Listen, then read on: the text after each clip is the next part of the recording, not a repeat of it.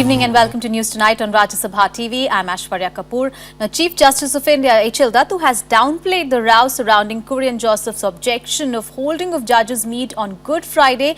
We'll be getting you the CJI's response. Also, Prime Minister Modi calling for judiciary to attain perfection as it grows more powerful. But first up, the headlines.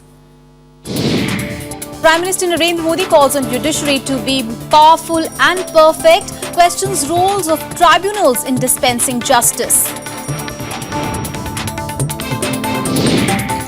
Chief Justice H.L. Dattu responds on Good Friday controversy, says matter should have been resolved within the family.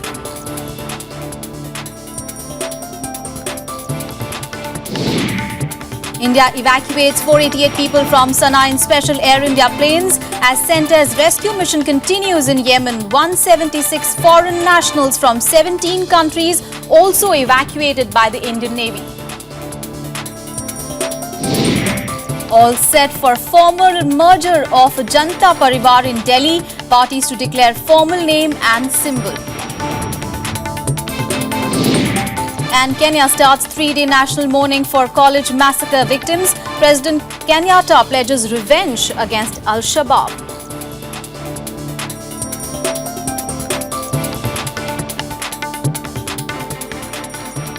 The top story, Prime Minister Narendra Modi today addressed the inaugural session of the Conference of Chief Ministers and Chief Justices of High Courts in Delhi. He called for an inbuilt mechanism to address deficiencies in the judicial system, while also emphasizing that it needs to be perfect and beyond taint of any kind. Prime Minister Narendra Modi addressing Chief Ministers and Chief Justices of High Courts, telling the judiciary to be both powerful and perfect. Modi reminded them that the common man's expectations are huge and even the slightest strain to the judiciary would endanger its image. हमारी judiciary powerful भी हो, हमारी judiciary perfect भी हो, हम सशक्त भी हो, हम समर्थ भी हो। और ये आवश्यकता इसलिए है कि सामान्य मानव के लिए ये एक जगह है। Prime Minister also emphasized the need to evolve an inbuilt mechanism of self-correction to prevent the rot from within. इतनी क्रेडिबिलिटी है इस इंस्टीट्यूशन की, और जब आलोचना असंभव रहती हो, तब इनबिल्ट हमारी अपनी आत्म परीक्षण की व्यवस्थाएं विकसित करने की समय की मांग है। हम उस प्रकार के इन बिल्ड डायनेमिक मैकेनिज्म को डेवलप करें और जिसमें सरकार का कोई हस्तक्षेप नहीं होना चाहिए। He also asked the chief ministers to provide physical infrastructure and scrap out outdated laws for speedy justice. 700 कानून खत्म करने के लिए तो कैबिनेट में से अप्रूवल ले लिया, लेकिन अभी मेरे सामने नजर में करीब 1700 कानून आए, 1700। और मेरा एक सपना था कि मैं पर डे कानून खत्म करूं। हो सकता है 5 साल के मेरे टेन्योर में पर डे कानून खत्म करने का मेरा सपना मैं पूरा करूंगा। ये कानूनों की जंजाल में हमारी पूरी न्याय तंत्र फंसा पड़ा है। Modi called upon judges of the Supreme Court to review working of tribunals whose performance, he said, was dismal. He said a lot of budgetary allocations were spent on tribunals, but the rate of disposals left a lot to be desired. Bureau Report, Rajya Sabha TV. Meanwhile, Chief Justice H.L. Dattu today tried to put the lid on the controversy over Justice Kurian Joseph's letter to the Prime Minister on the Judges' Conference. He said it was an internal matter of the judiciary and will be settled within the family. Chief Justice of India H.L. Dattu on Sunday sought to downplay the controversy over holding the Judges' Conference on Good Friday. Responding to Supreme Court Judge Justice Kurian Joseph's objection, CJI Dattu called the episode unfortunate and avoidable, even as he clarified that the presence of not all Supreme Court judges, but only the top 3 was mandatory. Justice Kurian clarified that he only wanted to raise the serious concern about the future of secularism in India, a point that did find support from lawyers and politicians. It is an advice given to the executive that please respect the religious susceptibilities of others. क्या ये सरकार या इस तरह का कोई कार्यक्रम कभी होली, दिवाली, ईद या बैसाखी के दिन पर भी आयोजित किया जा सकता है? एक धर्म की आस्थाओं पर इस तरह की चोट जो धर्मनिरपेक्ष संविधान है उसकी भी भावना के विरुद्ध है। Both the Honorable Chief Justice of India and Justice Kurian Joseph are outstanding judges, and I don't mean good judges, I mean truly outstanding judges. Therefore, I feel sad that a somewhat avoidable controversy has arisen. Justice Joseph declined to attend the Prime Minister's dinner for top judges on the ground that the Judges' Conference clashed with Good Friday and Easter weekend. In his letter to the Prime Minister, he requested him to show equal importance and respect to all sacred days. Prime Minister Narendra Modi had invited all Supreme Court judges, the Chief Justices of High Courts and the Chief Ministers of all states to a dinner at his official residence on Saturday. Bureau Report, Rajya Sabha TV. And in the other top story, amid heavy fighting in Yemen, the Indian Navy continues its daredevil rescue operation of stranded Indians. Now, 2 Indian Navy ships today defied heavy bombing in Aden and Al Mukalla port to ferry the rescued people to safety. 3 Air India planes also left from Sana'a with 488 Indians aboard. Now, 11 other Indians were rescued by a Pakistani naval ship. Meanwhile, another batch of 193 people reached home from Yemen, bringing back stories of the horror there. The massive operation to evacuate all Indians from war-torn Yemen is nearing completion. Despite heavy fighting, Indian Navy ships not only managed to pull out stranded Indians, but also ferried 179 people from 17 different countries to safety.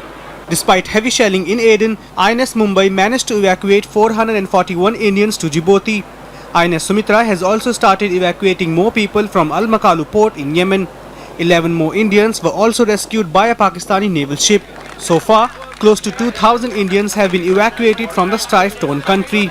External Affairs Minister Sushma Swaraj and her ministry's spokesperson reacted on Twitter, praising the risk taken up by the naval forces to continue the evacuation process. I am proud to be an Indian because our Indian Navy, they are very strong, very tight, so they are taking us safely to India.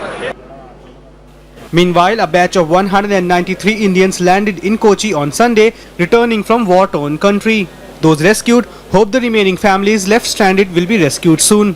Today, 185 persons have landed here. So we have made all arrangements to receive them, and we will be sending back to their destination. All the people from Yemen will reach safely. So don't worry, all the families, they are safe. So they are not, targeting to the civilians. Over 2,000 Indians are still estimated to be trapped in Yemen, mostly nurses from the southern states. Sources said Indian Navy ship Tarkash and 2 other commercial ships are also available for evacuation of Indians. However, there were concerns over evacuation from the capital Sana'a as militants have stepped up their offensive in the region. Bureau Report for Rajya Sabha TV. And talking about the situation in Yemen, well, Saudi airstrikes are continuing for the 12th day today. Fighting has also intensified between the Houthis and the forces loyal to President Mansour Hadi. Now, the United Nations says that at least 519 people have been killed in the last 2 weeks and an additional 1,700 have been wounded. Tens of thousands of people have also fled to nearby countries of Somalia and Djibouti. The United Nations Security Council is now considering Russia's call for a pause in the airstrikes. Chaos in Yemen. On Saturday night, residents of Sana'a witnessed the fiercest Saudi strikes since last week's air assault. Military facilities, including 2 bases within city limits, were targeted. Fierce fighting continues on the ground as well. On Sunday, President Hadi's forces made significant gains as they were able to ward off Houthi rebels into Aden. Complicating matters is Al-Qaeda, not the Houthis or Hadi loyal forces holding sway in the country's east. Aden as a city is under control of the committees. The militias and their allied, they're still in some of part of the city. The logistic support that we provide in the coalition to the popular committees is substantial.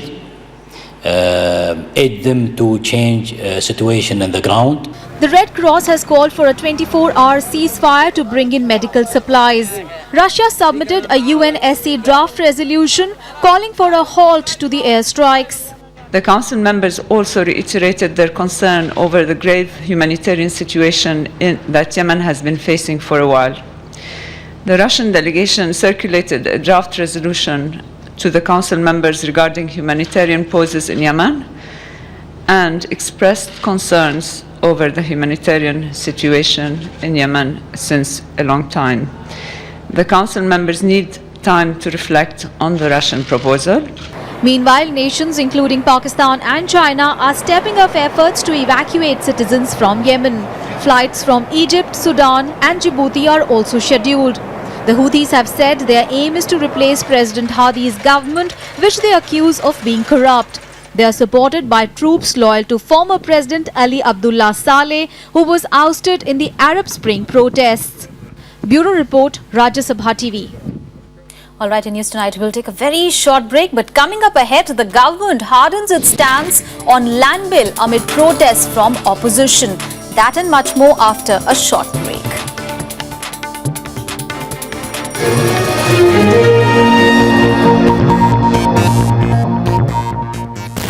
हमारे जीवन में बदलाव लाने वाले विज्ञान के ऐतिहासिक प्रयोगों, जिन्होंने एक्सरे, पेनिसिलिन, हरित क्रांति, ग्रीन हाउस प्रभाव, अर्धचालकों और रक्त समूहों की खोजों में योगदान दिया।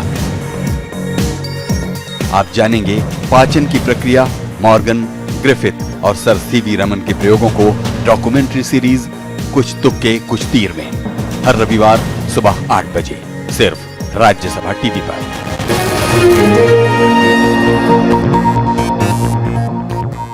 Welcome back. Now, the centre has hardened its stand on the proposed land bill. The government said that it is ready to face any consequence when it is taken up again in the House. However, opposition parties continue to raise objections to what they call an anti-farmer bill.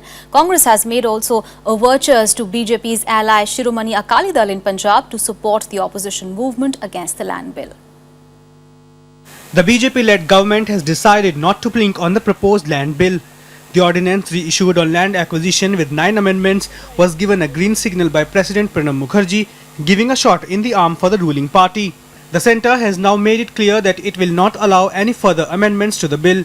However, the NDA government remains cautious over its fate in Rajya Sabha, where they are outnumbered by the opposition.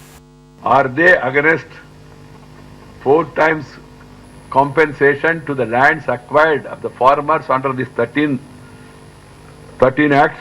There is a 4th schedule to 13 Act, which includes 13 acts, including laws, government acquisition for highways, railways, power projects, etc. What does the 2013 Act says?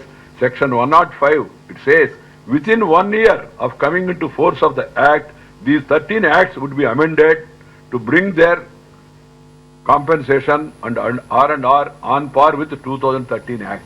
We do not have majority in Rajya Sabha, and it is a stumbling block for our way.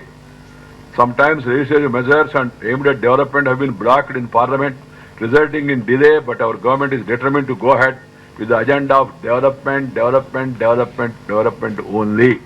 However, the opposition continues to plan its strategy against the controversial bill, which has been termed anti-farmer by several parties. Congress has reached out to BJP ally Shiromani Akali Dal to back its protest against the proposed bill on land acquisition. Other parties also continue to raise objections. Support across the political spectrum, and that support should not be seen as a political issue.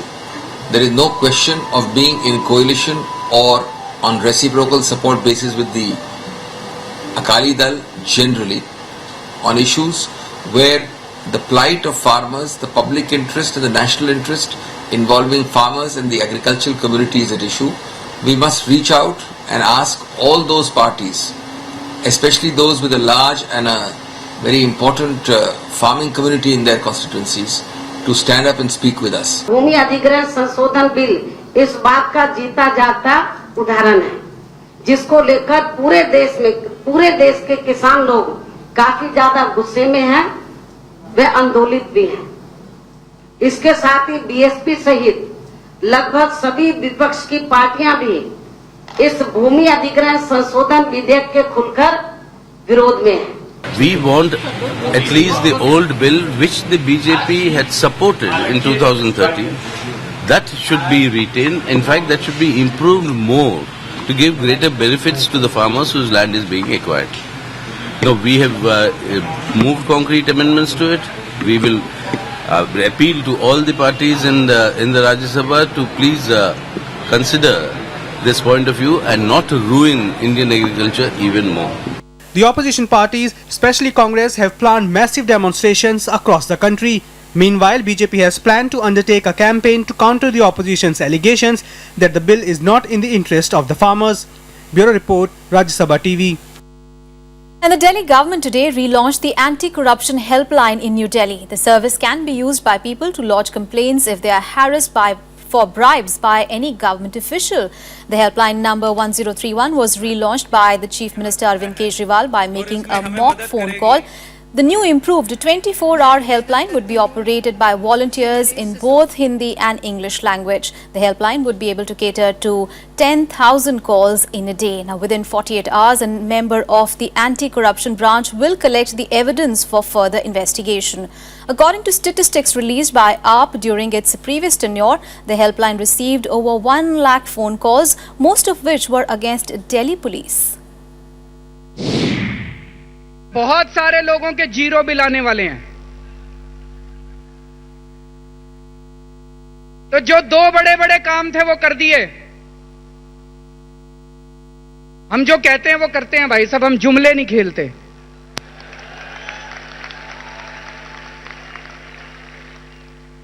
अब तीसरा बड़ा काम करना है और वो है दिल्ली से भ्रष्टाचार दूर करना है।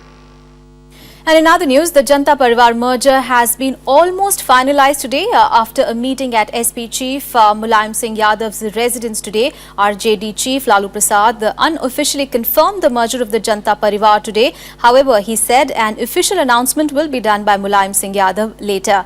Lalu also confirmed that his party will be part of the merger. The other parties to join are Samajwadi Party, JDU, INLD, Samajwadi Janata Party and Janata Dal Secular. The efforts at merger had gained momentum ahead of the Bihar Assembly elections that are scheduled later this year. हमारा जो जनता परिवार 6 दल के बाद थे वो विलय हो चुका है। इसकी फाइनलिटी माननीय मुलायम सिंह जी घोषणा करेंगे क्योंकि वही अधिकृत है। एक झंडा एक निशान। अब बीजेपी को भगाने के लिए मांग रहा है हिंदुस्तान। विलय के लिए सब कुछ तय हो गया है। मुलायम सिंह पे सबने आस्था व्यक्त कर दी, नेताजी को नेता मान लिया है। अब सिर्फ चुनाव आयोग की औपचारिकता बाकी रहेगी, वही हो रहा है। तो एक तरीके से आप मान लीजिए जनता दल परिवार बन गया है। बस इलेक्शन कमीशन की औपचारिकता पूरी हो जाएंगी, अपने आप में डिक्लेयर हो जाएगा और ये इसका नाम भी तय हो गया, झंडा भी तय हो गया, चिन्ह भी तय हो गया। Shri Mulayam Singh Yadav on very appropriate time he will announce the merger and the date of the party. And now more news from across the country in Nationwide. Following outrage over remarks on the use of tobacco, BD Baron and BJP MP Shyam Charan Gupta may be axed from the parliamentary panel. Prime Minister Narendra Modi is understood to have insisted that people with vested interests should be removed from the panel. Gupta has, however, dismissed the reports, but he has also said that he will abide by the instructions. Nearly 100 foreign firms have been told to pay an estimated $5 to $6 billion for untaxed gains made by them in the Indian markets in the last years.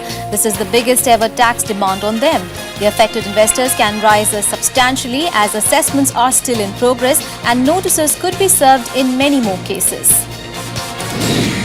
BSP Supremo Mayawati today hit out at Uttar Pradesh Chief Minister Akhilesh Yadav. She said if the UP government is so confident about its performance, then they should go for midterm polls. She also attacked the NDA government for not doing anything in the last 10 years.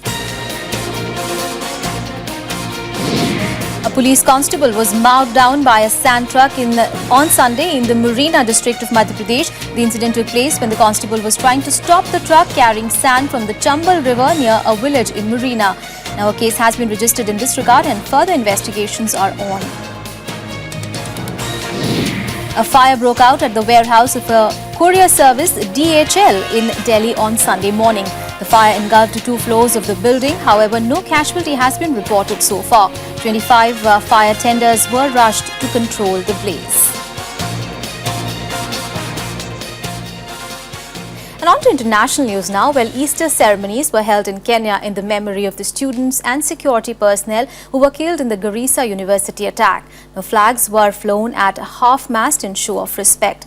President Kenyatta has vowed to respond to the attack in the severest way possible. Now, this came after Al-Shabaab warned of a long, gruesome war unless Kenya withdrew troops from Somalia. Easter Sunday prayers in Kenya. Dedicated to the 148 victims of Garissa University massacred by Somalia's Al-Shabaab. They marked the first of the 3 days of national mourning. Islamist militants lined up non-Muslim students during the massacre on Thursday, executing them in Al-Shabaab's bloodiest attack to date. President Uhuru Kenyatta warned that they would face justice for the mindless slaughter. A bit of worry and fear is almost every day because these attacks came as a surprise, so you are not prepared for them. And this gives a sense of fear and uneasiness. We tell those that believe a caliphate is possible in Kenya that we are one indivisible, sovereign and democratic state. That fact will never change. Our forefathers bled and died for this nation, and we will do everything to defend our way of life. Meanwhile, buses are transporting more than 600 students and about 50 staff who survived the attacks. Many survivors were reunited with their families at Nairobi's Nyayo National Stadium that was set up as a disaster center. The Al-Shabaab came when we were in the hostels. Now, some of us ran away. We waited for the Kenya Defence Forces up to 8. Now they came at 8 and rescued some of us. But some of us, unfortunately, they were killed by the Al-Shabaab. Almost all the 148 killed were students, while 79 others were injured. 4 gunmen were killed. 5 people have been detained for questioning. People took to the streets to protest the killings and reject the idea that Al-Shabaab had succeeded in dividing the country. Bureau Report, Rajya Sabha TV. And some more international news and updates in Global Buzz. French investigators on Saturday ended their search for bodies in the Alps where a Germanwings co-pilot crashed his aircraft, killing all 150 people on board. Prosecutors feel German co-pilot Andreas Lubitz deliberately flew the Airbus A320 jet into the mountainside during a flight from Barcelona to Dusseldorf. Iraqi Shia militia who helped recapture Tikrit from Islamic State are being pulled out of the city amid reports of violence and looting. The militia made up the vast majority of pro-government forces that retook the city over the past week. But residents in Tikrit say the city's liberators are stealing cars and ransacking the government buildings. At least 4 people were killed by suspected Boko Haram fighters in village market near northeast Nigeria on Saturday. Scores of gunmen stormed Keamla village, 20 kilometers from Borno, and opened fire on a weekly market, killing 4 traders. Cuban state media on Saturday released images of a rare public appearance by former leader Fidel Castro, who met some Venezuelans who were on a solidarity mission. It is the first time the ailing Castro appeared in public in over a year.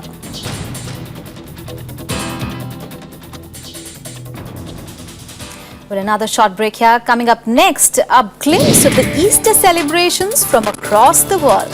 Stay with us.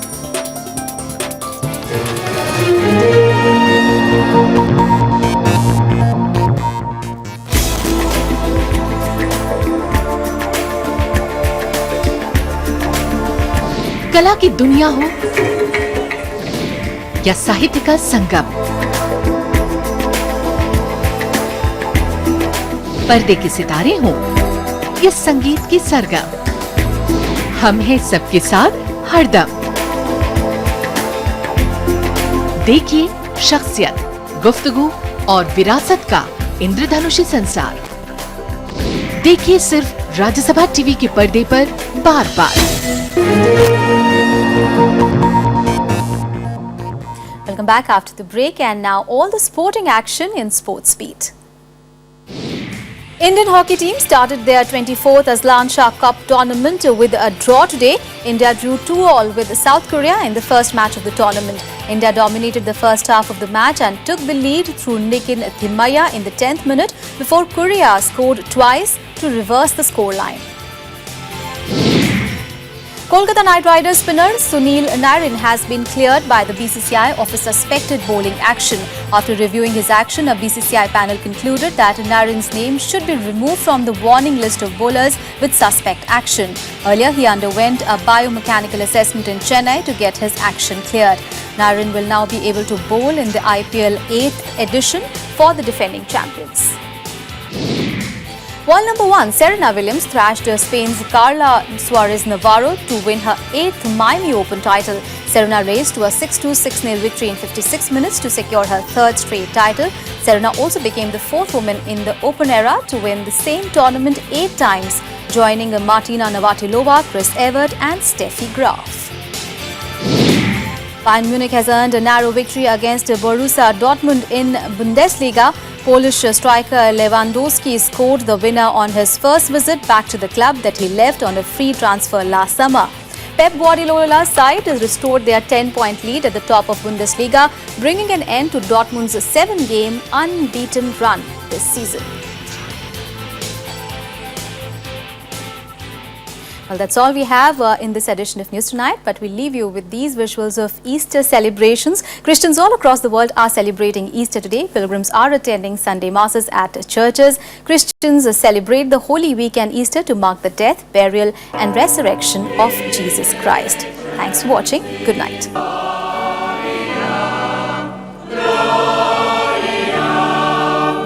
Tu che siedi alla destra del Padre.